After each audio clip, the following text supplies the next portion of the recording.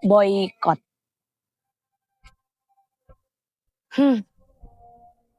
Apa ya yang ada di pikiranmu ketika kamu pertama kali mendengar kata ini? Atau mungkin ini nggak pertama ya, karena ini sudah sering disuarakan. Ada di dalam hati kita mungkin terbesit, sayang banget ya.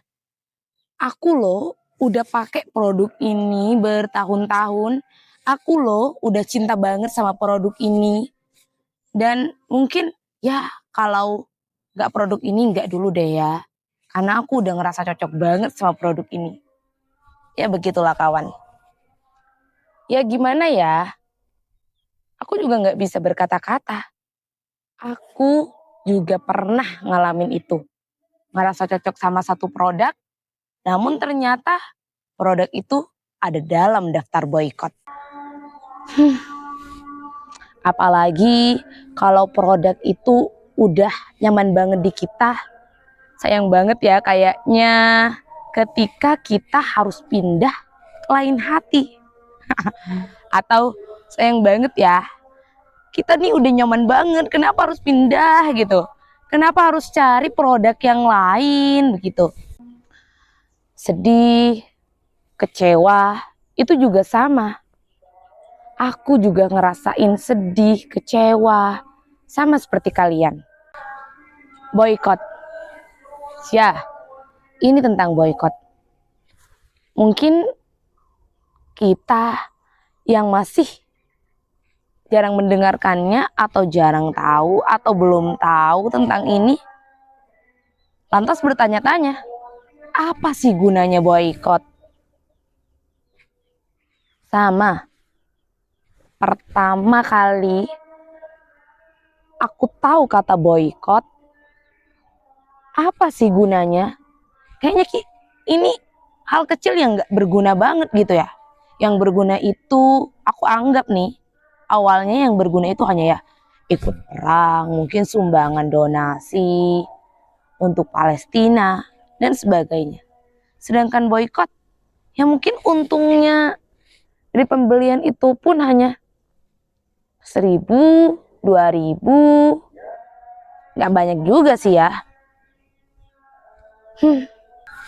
Tapi teman-teman, kita harus tetap bahas tentang boykot.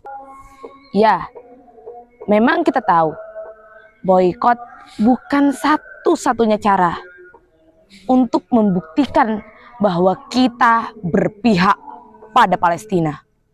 Untuk membuktikan bahwa kita berpihak pada kebenaran. Namun, coba kita bayangkan, kita renungkan. Apakah kita masih menganggap Palestina sebagai saudara?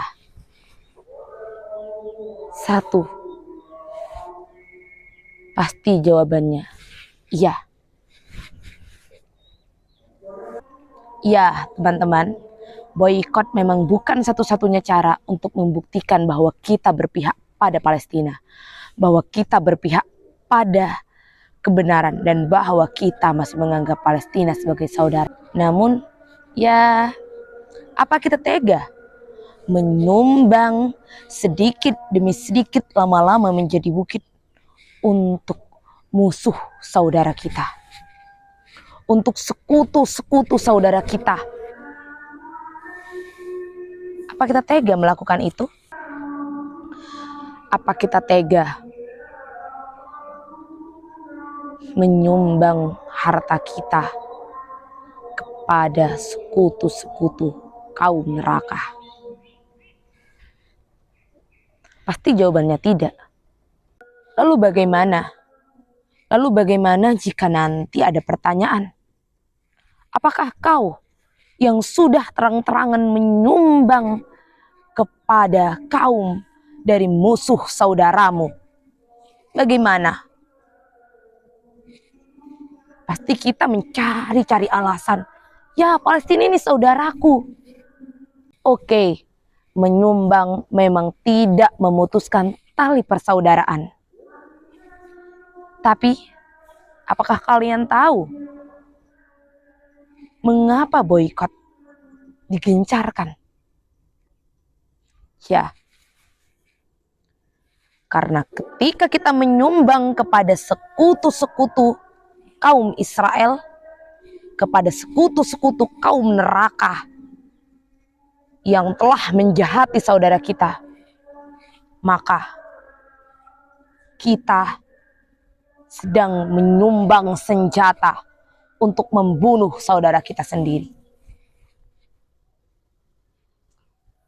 Jika kita sendiri yang membeli, mungkin tak akan berefek, teman-teman. Namun ada berapa banyak orang yang membeli ketika kita tidak sadar akan boykot. Akan ada berapa banyak senjata yang dibuat, yang dipergunakan untuk menyakiti saudara kita. Apakah kita tega? Kita sering menjawab, kita tak tega. Tapi apa yang kita lakukan? Apakah menggambarkan itu semua? Teman-teman, semua pilihan ada pada kita.